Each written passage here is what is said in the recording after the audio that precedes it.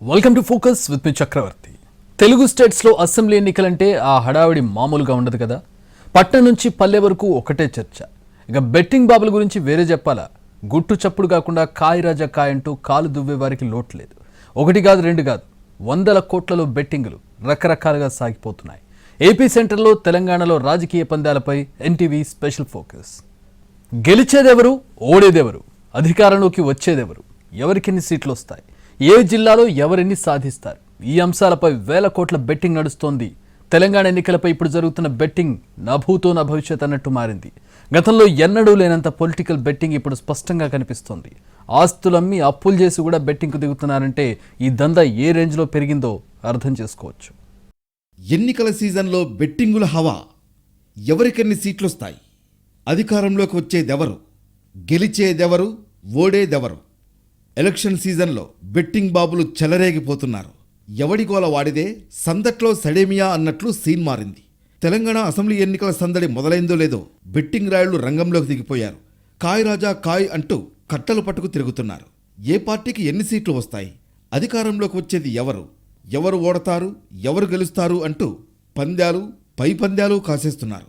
ఎన్నిక ఏదైనా betting common అయిపోయింది. ఒకప్పుడు కొంతమందికి కొన్ని ప్రాంతాలకే పరిమితమైన ఎలక్షన్ బెట్టింగ్స్ 2011లో ఏపీలో జరిగిన ఉప ఎన్నికలతో అన్ని ప్రాంతాలకు విస్తరించాయి. కాంగ్రెస్ నుంచి బయటకు వచ్చిన జగన్ తనతో పాటు వచ్చిన 26 మంది కాంగ్రెస్ ఎమ్మెల్యేలతో రాజీనామా చేయించడంతో పాటు తను కడప ఎంపీగా తిరిగి పోటీ చేశారు. ఆ ఎన్నికల్లో ఎవరు గెలుస్తారు, ఎవరికి ఎంత మెజారిటీ వస్తుంది అనే వాటిపై ఓ రేంజ్లో బెట్టింగ్స్ జరిగాయి. పందాల్లోకి కొత్తగా వచ్చిన వాళ్లు కూడా అప్పట్లో బాగా లాభపడ్డారట. ఆ తర్వాత అదే అలవాటుగా మారిపోయి ఏ ఎన్నిక వచ్చినా గెలుపోటములు, మెజార్టీల మీద బెట్టింగ్స్ కట్టడం మామూలైపోయింది. ఇప్పుడు కూడా ఇదే ట్రెండ్ కనిపిస్తోంది. తెలంగాణలో ఎన్నికలు జరుగుతుంటే ఏపీ బెట్టింగ్ బాబుల్లో హుషారు పెరిగింది. రకరకాల ఈక్వేషన్లతో లెక్కలు వేసుకుంటూ పందాలు కడుతున్నారు. ఎన్నికలకు 6-7 నెలల ముందు నుంచే మొదలైన ఈ తతంగం చూస్తే బెట్టింగ్ బాబులు ఎంత ఫాస్ట్గా ఉన్నారో అర్థం చేసుకోవచ్చు. ఇక షెడ్యూల్ వచ్చి కొన్ని పార్టీలు అభ్యర్థుల్ని ప్రకటించి ప్రచారం మొదలుపెట్టడంతో బెట్టింగ్స్ స్పీడ్ అందుకున్నాయి.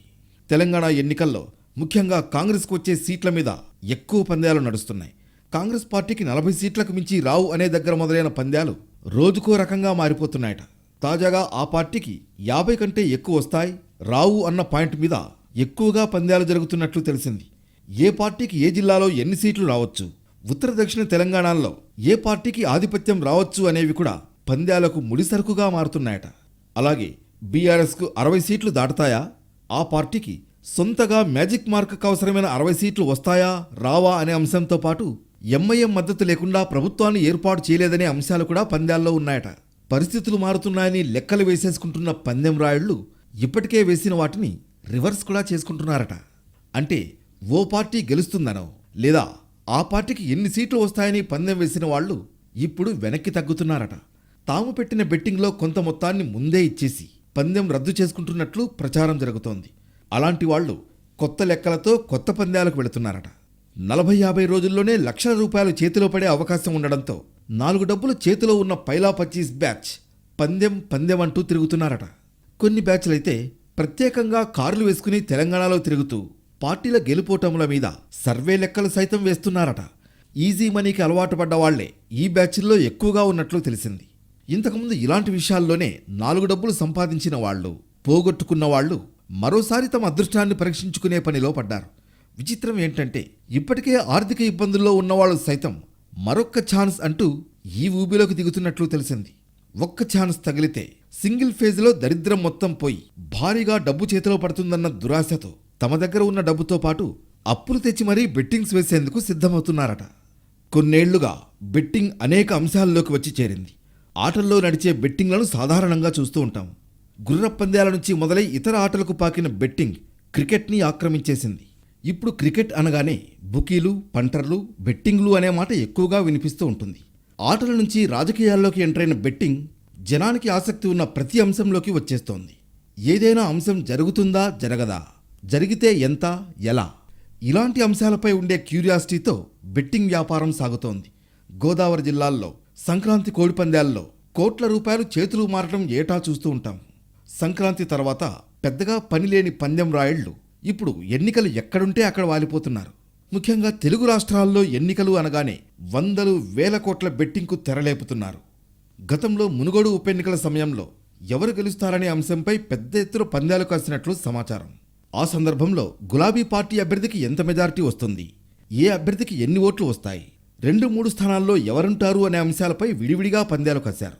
ఒక్క ఉప ఎన్నికపైనే ఆ రేంజ్లో పందాలు ఉంటే ఇప్పుడు రాష్ట్రమంతా జరుగుతున్న ఎన్నికల్లో అనేక మంది ప్రముఖులు బరిలో ఉండడంతో పాటు అనేక కీలక స్థానాల్లో ఎన్నికలు జరగడంతో పాటు ప్రభుత్వాన్ని ఏర్పాటు చేసేదెవరనే అత్యంత కీలకమైన విషయం కూడా ఉండడంతో బెట్టింగ్ బాబుల ఉత్సాహం కట్టలు తెంచుకుంటోంది. కోడి పందాల సీజన్లో చెలరేగే వాళ్ళంతా ఎన్నికల టైంలో నిద్రలేచారు. బీఆర్ఎస్ మూడోసారి అధికారంలోకి వస్తుందా రాదా, వస్తే ఎన్ని సీట్లు వస్తాయి, కేసీఆర్ మళ్లీ సీఎం అవుతారా, తెలంగాణ ఎన్నికల సీజన్లో వీటిపై అందరిలో ఆసక్తి ఉంది. ఇవే అంశాలపై బెట్టింగ్ కూడా ఓ రేంజ్లో నడుస్తోంది. ఏపీ కేంద్రంగా తెలంగాణ ఎన్నికలపై బెట్టింగ్ బాబులు జోరుగా రంగంలో ఉన్నారు. తెలంగాణలో ఎన్నికల వేడి పెరగ్గానే పందెం రాయుళ్లు రెచ్చిపోతున్నారు. ఉత్కంఠను అనుకూలంగా మార్చుకుని జోరుగా పందాలు కాస్తున్నారు. తెలంగాణ ఎన్నికల ఫలితాలపై ఏపీ కేంద్రంగా ఈ పందాలు సాగుతుండడం మరింత విడ్డూరం. గుట్టుచప్పుడు కాకుండా వందల కోట్ల రూపాయలలో ఈ బెట్టింగ్ తంతు సాగిపోతోంది.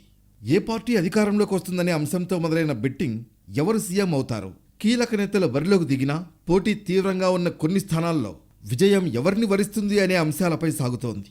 ఆఖరికి విజయం ఖాయమని భావిస్తున్న కొంతమంది అభ్యర్థులకు మెజార్టీ ఎంత వస్తుందనే అంశంపై బెట్టింగులు జోరుగా సాగుతున్నాయి. ఏపీలో చాలా మంది పందెం రాయుళ్లు కోడి పందాల్లో విచ్చలవిడిగా బెట్టింగులు కాస్తూ ఉంటారు. క్రికెట్ వరల్డ్ కప్, ఐపీఎల్ లాంటివి వచ్చినప్పుడు ఆ బెట్టింగుల పర్వం మరింత తీవ్రమవుతుంది. ఇప్పుడిక కాదేదీ బెట్టింగులకు అనర్హం అన్నట్లు ఎన్నికల్లో గెలుపోటములపైన పందాలు పెరిగాయి. నిజానికి ఎక్కడో అమెరికాలో అధ్యక్ష ఎన్నికలు జరిగినప్పుడే ఏపీలో బెట్టింగులు జోరుగా సాగాయి. అలాంటిది పొరుగు రాష్ట్రం తెలంగాణలో ఎన్నికలు జరిగితే పందెం రాయుళ్లు బెట్టింగ్లు జరపకుండా ఉంటారా? పైగా తెలంగాణ ఎన్నికలకు ఆంధ్రప్రదేశ్ ప్రజలకు ప్రత్యక్ష సంబంధాలు కూడా ఉన్నాయి. హైదరాబాద్ సహా కొన్ని జిల్లాల్లో సీమాంధ్ర ఓటర్లు భారీ సంఖ్యలో ఉన్నారు. దీంతో తెలంగాణలో బెట్టింగులకు భారీ హైప్ ఏర్పడింది. వందలు వేల కోట్లకు విస్తరిస్తున్న బెట్టింగులు అంత ఆషామాషిగా జరగవు. వాటి వెనుక చాలా క్యాలిక్యులేషన్లు ఉంటాయి, చాలా సర్వేలుంటాయి. ఒక్కోసారి రాజకీయ పార్టీల కంటే నిఖార్సైన సమాచారం బెట్టింగ్ బాబుల దగ్గర ఉంటుందని కూడా చెప్పుకుంటారు. ఎందుకంటే ప్రతి నియోజకవర్గంలో తమ మనుషుల్ని పెట్టి సర్వేలు చేయించి మరీ బెట్టింగ్ నిర్వహిస్తూ ఉంటారు. ఇప్పటికిప్పుడు తెలంగాణ ఎన్నికల పిక్చర్పై బెట్టింగ్ బాబుల దగ్గర ఉన్నన్ని లెక్కలు రాజకీయ పార్టీల దగ్గరైనా ఉంటాయా అంటే సందేహమే. అయితే బెట్టింగ్ ఎప్పుడూ ఒకే అంకెల మీద నడవదు. సమయాన్ని బట్టి పూటపూటకు మారుతూ ఉంటుంది. ఎన్నికల టైంలో జరిగే పరిణామాలు సడన్గా అంచనాలను తలక్రిందులు చేస్తూ ఉంటాయి. ప్రచారం జరిగినంత కాలం ఓ లెక్క, ఎన్నికల ముందు చివరి 4-5 రోజులు మరో లెక్క అనే పరిస్థితి ఉంటుంది. అందుకే బెట్టింగ్ బాబులు కూడా ఏ పూటకు ఆ పూట కొత్త బోర్డు విడుదల చేస్తూ ఉంటారు. ఇది వాట్సాప్ ద్వారా అందులో పాల్గొనే వాళ్ళందరికీ సర్క్యులేట్ అవుతూ ఉంటుంది. ఉదాహరణకు ఈ రోజు నడుస్తున్న బెట్టింగ్ ప్రధానంగా తెలంగాణలో బీఆర్ఎస్కి 63 సీట్లు రావనే అంశం ట్రెండ్ అవుతోంది. అదే సమయంలో బీఆర్ఎస్కి 68 వస్తాయనే లెక్క ఒకటి నడుస్తోంది. అటు కాంగ్రెస్ పార్టీకి 43 దాటవని కొందరు, 47 దాటతాయని కొందరు బెట్టింగులు కాస్తున్నారు. ఇక బీజేపీ విషయానికి వస్తే 4 సీట్లు రావని, 6 సీట్లు వస్తాయని, ఇలా డిఫరెంట్ ఈక్వేషన్లతో బెట్టింగులు నడుస్తున్నాయి. ఇవే కాకుండా కేసీఆర్ పోటీ చేసే 2 చోట్ల నెగ్గుతారా లేదా, సిటీలో కాంగ్రెస్ పార్టీకి 2 కంటే ఎక్కువ సీట్లు రావని, రేవంత్ రెడ్డి సీఎం అవుతారా లేదా, కేసీఆర్కి మళ్లీ ఛాన్స్ ఉంటుందా ఉండదా, హంగ్ వస్తుందా రాదా అనే అంశాలు బెట్టింగుల్లో కీలకంగా ఉన్నాయి. ఇక ఈ ఎన్నికల్లో హాట్గా మారిన జిల్లా ఖమ్మం. రాష్ట్రమంతా ఒక లెక్క అయితే ఖమ్మం జిల్లాది మరో లెక్క అనే పరిస్థితి ఉంది. బీఆర్ఎస్ నుంచి కీలక నేతలు 2 కాంగ్రెస్లో చేరడంతో పాటు ఇతర పార్టీల నుంచి కూడా ముఖ్యమైన నేతలు ఈ జిల్లా నుంచే పోటీ పడడంతో ఖమ్మం ఫలితాలపై బెట్టింగులు జోరుగా నడుస్తున్నాయి.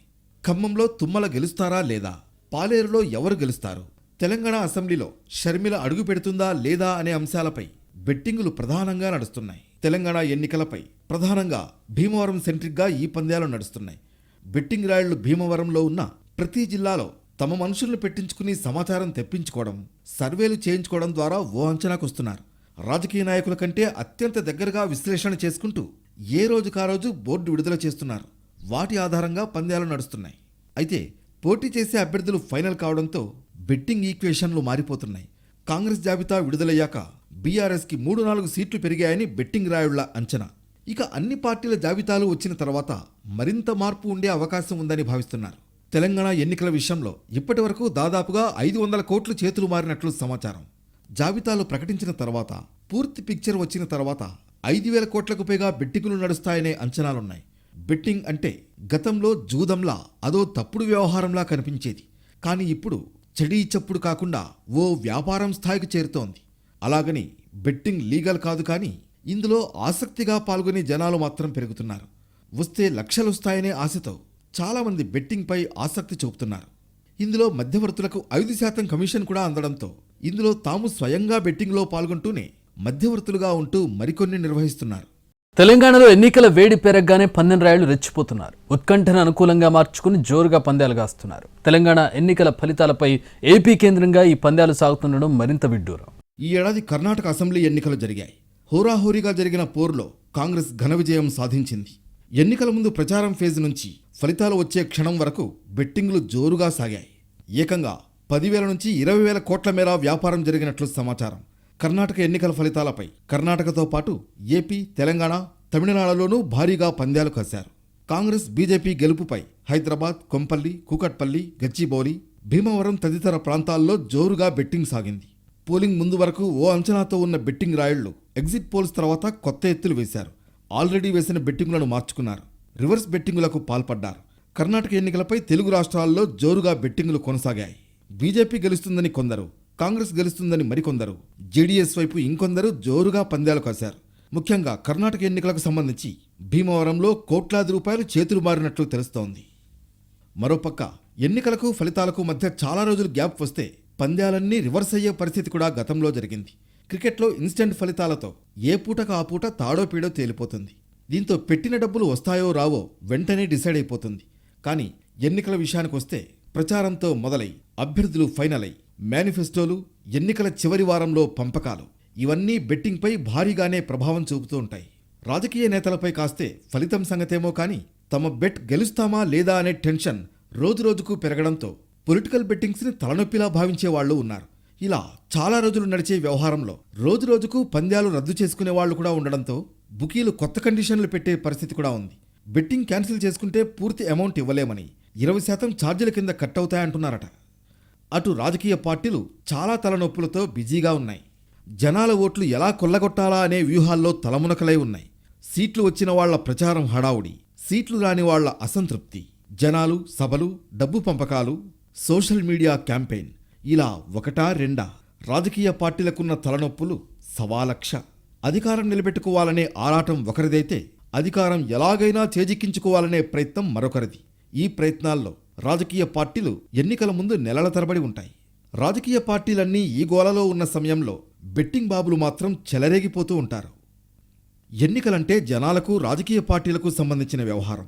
ప్రజాస్వామ్యంలో ఎన్నికలు ఓ కీలక ప్రక్రియ. 5 ఏళ్ల పాటు పాలించే ప్రభుత్వం ఏర్పాటయ్యే వ్యవహారం. ఇదంతా జనాలకు ఆసక్తిగా ఉండే విషయం. ఈ ఆసక్తిని క్యాష్ చేసుకునే బెట్టింగ్ బాబులు సైలెంట్ వ్యాపారాన్ని 100,000 కోట్లకు విస్తరిస్తున్నారు. ఉత్కంఠ, ఈ ఒక్కటే బెట్టింగ్లో కీలకమైన విషయం. ఫలానా నేత గెలుస్తాడా లేడా అనే అంశంపై జనాల్లో ఉత్కంఠ ఉంది అంటే చాలు, అది బెట్టింగ్కు అర్హమైన అంశమే.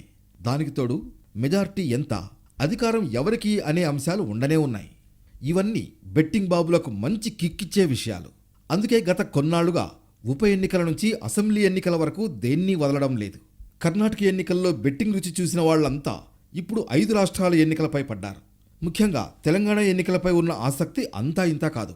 బీఆర్ఎస్ మూడోసారి గెలుస్తుందా లేదా, కాంగ్రెస్ కర్ణాటక బాటలో గెలుపు తీరాన్ని చేరుతుందా, బీజేపీకి ఎన్ని సీట్లొస్తాయి, ఇలాంటి అంశాలను వాడుకుంటూ బెట్టింగ్ దందాను భారీగా నిర్వహిస్తున్నారు.